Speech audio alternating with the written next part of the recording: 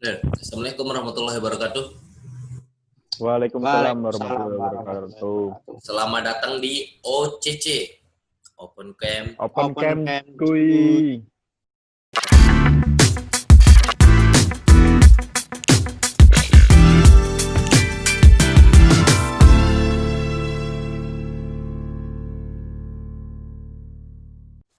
Di sini kita ngebahas sesuatu yang viral dan lagi hot di masyarakat, dan sini kita akan ngebedahnya.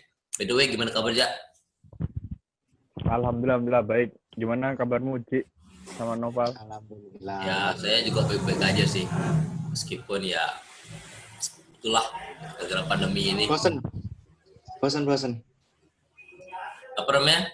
Terus aman-aman aja sinyal apa kayak di sana tuh. Maksudnya ya orang lalu lintasnya juga aman nggak? Alhamdulillah kalau di sini aman semua. Ji, gimana Ji? Bosan Ji di rumah terus? Kalau bosen sih bosen. Tapi sini jalan-jalan udah mulai rame yo. Berarti udah mulai longgar lah SBB. Mulai. Anyway, kalau kita ngebahas tentang corona nih, kan beberapa orang itu kan ada yang skeptis kan tentang corona kan, ada yang skeptis juga, ada juga masyarakat yang masih ya gimana, ada nggak percaya, don't believer lah terhadap corona ini. Jadi mungkin kita ngebahas dari awalnya untuk latar belakang dari corona ini kayak gimana ya, kayak gimana sih kayak gitu, untuk kita kasih tahu aja gitu background latar belakang dari corona ini untuk masyarakat, biar masyarakat udah nggak skeptis lagi gitu. Ya itu, mungkin kita mulai dulu dari latar belakangnya, Ja. Oke. Boleh. Ya. Di sini pertama dulu muncul di daerah Wuhan, Cina ya. Dulu menyerang hewan, tapi ternyata akhir-akhir bulan ini virus tersebut menyerang manusia. Ya, menurut saya pribadi COVID-19 ini nanti dengan berjalannya waktu akan seperti penyakit biasa, dengan kesehatan kita yang sehat dan pola pikir atau pola makan yang cukup, pasti penyakit itu tidak akan bisa masuk ke tubuh kita masing-masing. Baik, kita sekarang masuk ke segmen kedua ya, upaya masyarakat ya, tindakan masyarakat terhadap COVID-19 ini. Secara umum ya, tindakan masyarakat dalam pencegahan penyebaran COVID ini ya diantaranya ya PSBB, dilakukannya PSBB sebelumnya. Mungkin sekarang kan sudah longgar karena normal. Sekarang istilahnya sudah mencapai new normal. Dulu untuk pencegahannya itu namanya PSBB kan. Nah, dilakukannya PSBB itu di mana PSBB itu masyarakat jarang nggak boleh keluar gitu. Boleh keluar kalau secara kebutuhan kalau substansial seperti itu. Oke, kita masuk ke segmen ketiga ya. Segmen ketiga itu pembacaan data berarti. Aji, gimana Ji data-data untuk perkembangan COVID untuk saat ini yang untuk skala Indonesia? Gimana Ji? Halo. Halo. Sorry, sinyal hilang tadi. Ya, ayo Ji, silakan Ji. Hari kemarin sehari datang tiga orang yang positif. Tapi untuk kesembuhannya sembuh dari positif per hari kemarin, maksudnya untuk hari kemarin aja ada 5 orang. Membacakan data dari Jawa Timur per hari tanggal 26 Juni kemarin ya, berarti ya. Iya. Positif dari Jawa Timur sendiri keseluruhan dari berbagai kabupaten 10.282 dengan sembuh 3.100 plus 241. Itu data COVID kan? Yang di NTB nih, NTB itu kalau ada yang belum tahu, Nusa Tenggara Barat ya. Enggak primitif. Ya, di NTB ya, kasus terakhir ini pada tanggal 26 Juni, data terakhir maksudnya pada tanggal 26 Juni 2020, berarti kemarin. Ya, kemarin. Ini jumlah kasusnya yang positif itu 1.163 yang positif ya. Sedangkan 785 di antaranya, ini saya sebutin kabar baik dulu, karena kabar buruk itu lebih enak sebenarnya didengar di ending. Orang-orang juga seneng dengan kabar buruk. Ini 785 sembuh di antaranya, terus 326 itu sedang 365. dirawat. Dan ini paling menarik ini, kabar meninggal itu pasti kalian seneng kan? Orang-orang yang nonton ini juga seneng orang meninggal. 52 meninggal. Total itu di NTB. Oke, sekarang kita masuk ke segmen narasumber. Kita sekarang kita punya narasumber yang dimana narasumber itu Dua sendiri ya? kita ya. Kita punya 2 narasumber ya? Ya, 2 atau 1 dua narasumber dan dua narasumber itu juga diantaranya dosen kita. Seperti Oke. apakah mereka nanti dalam jawabannya, kita tunggu ya, kita lihat nanti. Check it out. Dadadadadad. It was at this moment that Nathan knew he fucked up.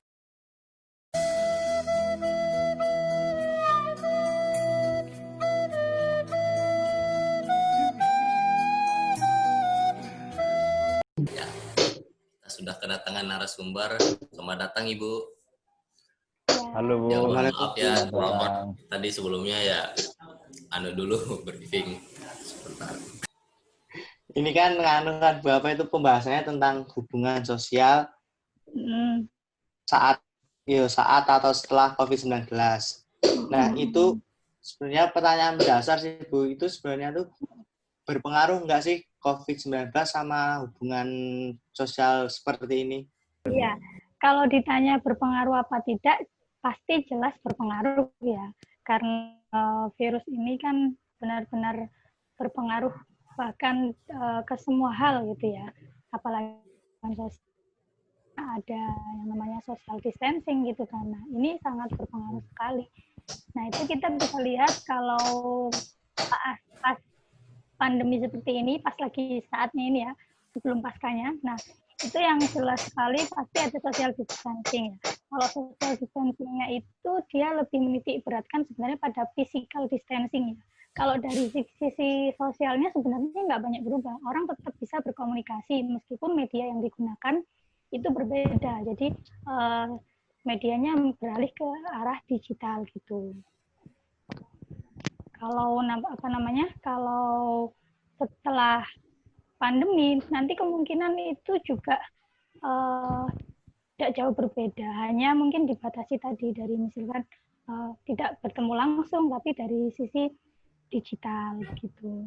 Kalau menurut saya ya, kalau dari pertanyaan tadi, kalau menurut saya jelas ada perubahan dari reaksi sosial ketika teman-teman berada dalam satu kondisi di mana kita memang harus melakukan yang dulu awalnya kita sebut sebagai social distancing, tapi kalau sekarang saya melihatnya ini lebih ke physical distancing. Jadi memang ada reaksi-reaksi sosial yang berbeda di sini dari masyarakat ketika kita sudah berbicara tentang adanya pembatasan spasial gitu ya, dari secara spasial, secara fisik maupun secara sosial.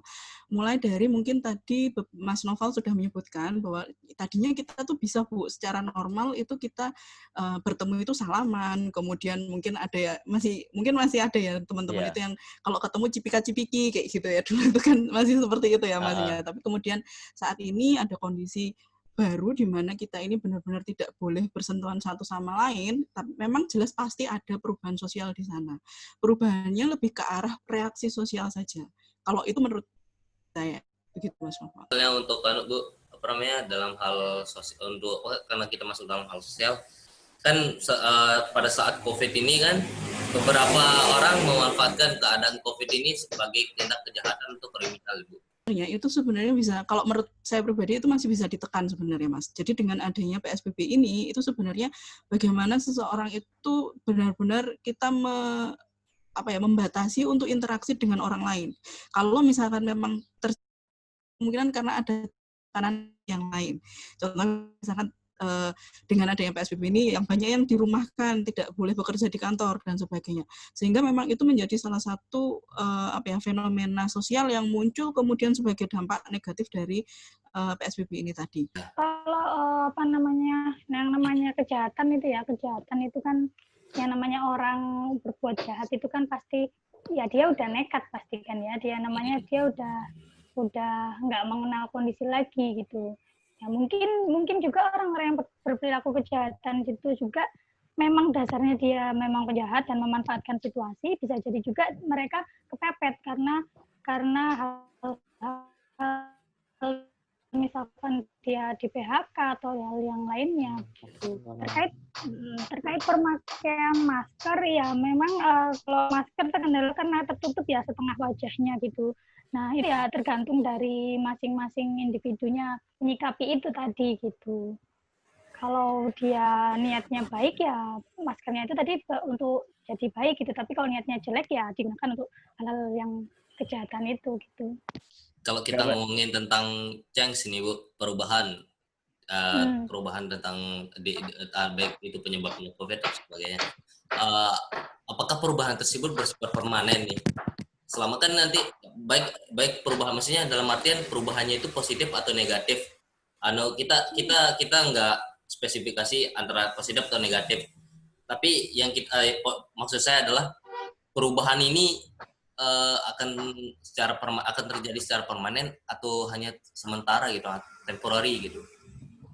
Ya harapannya sih ya, kalau yang hal-hal yang positif itu harapannya ya dapat berlangsung secara permanen. Misalkan contohnya orang-orang rajin cuci tangan, itu kan suatu perilaku hidup sehat ya. Harapannya itu bisa menjadi permanen, menjadi karena masyarakat sudah sering kebiasaan pergi menggunakan masker, cuci tangan. Nah itu harapannya bisa menjadi permanen sehingga menjadi perilaku hidup bersih seterusnya begitu. Nah kalau yang terkait hal yang negatif, harapannya ya setelah nanti pasca negatif ya pasca pandemi harapannya bisa berkurang atau bahkan mungkin hilang begitu. Kalau yang positif diharapkan bisa lanjut, kalau yang negatif ya harapannya ya bisa hilang, jangan sampai jadi permanen kan ya gitu. Baik, kita kembali ke masalah PSBB ya. Kalau dikatakan terkait dengan PSBB ini kan sudah mulai dilonggarkan seperti itu. Kalau misalkan itu apakah kemudian ada perubahan yang signifikan? Saya mengatakan kalau signifikan tidak, Mas. Tetapi perubahan pasti ada,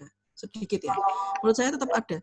Kalau misalkan tadi untuk pengurangan atau penurunan atau peningkatan saya tadi sudah menjawab kayak gitu ya. Sudah saya jawab kan tadi, kalau penurunan jelas pasti menurun, Mas. Karena walaupun itu tadi kita kembali ke standar normal saja itu tidak mudah gitu ya.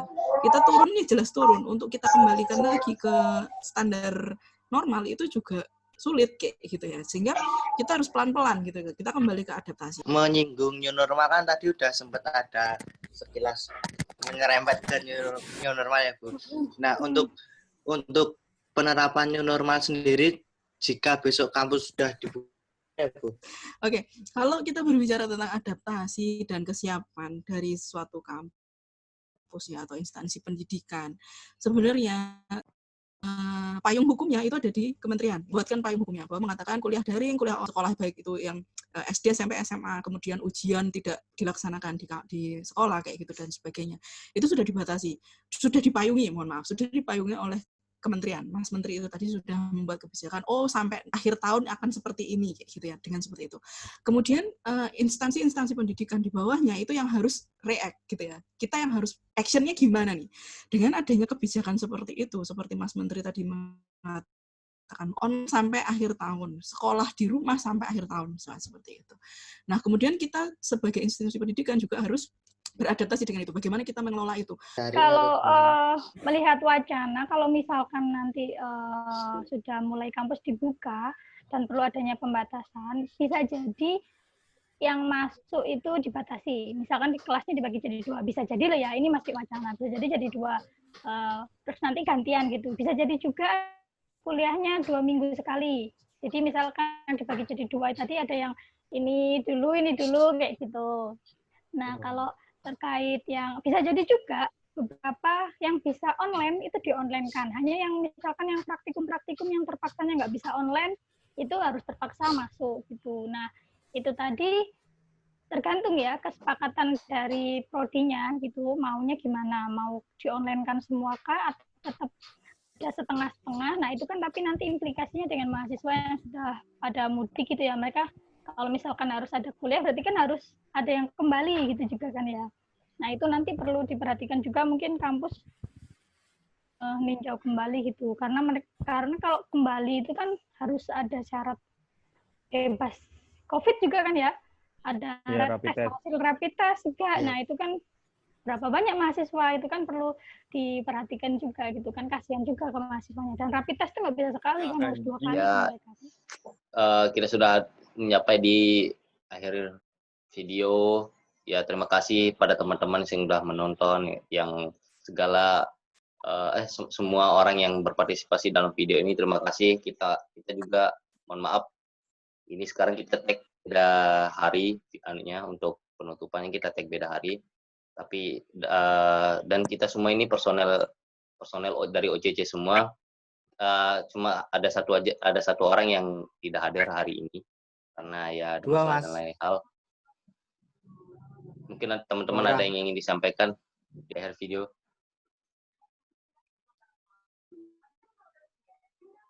Mantap. Daniel setuju? Daniel? Ya, mudah-mudahan di tugas ini menjadikan pembelajaran untuk kedepannya melakukan tahap wawancara dan tag video. Dan ilmunya berguna bagi Nusantara. Amin. Dan semoga hasilnya juga nilainya bagus. Ya, Daniel, ada yang ingin disampaikan selain kata setuju? Pokoknya ya kasih banyak sih udah mau sama bikin tugasnya bareng-bareng, terus mau resolusi tentang sini. Itu aja atas dukungan dan partisipasinya. Thank you. ya ada Reza. satu lagu untuk dari Daniel. Reza itu ada mau disampaikan tuh?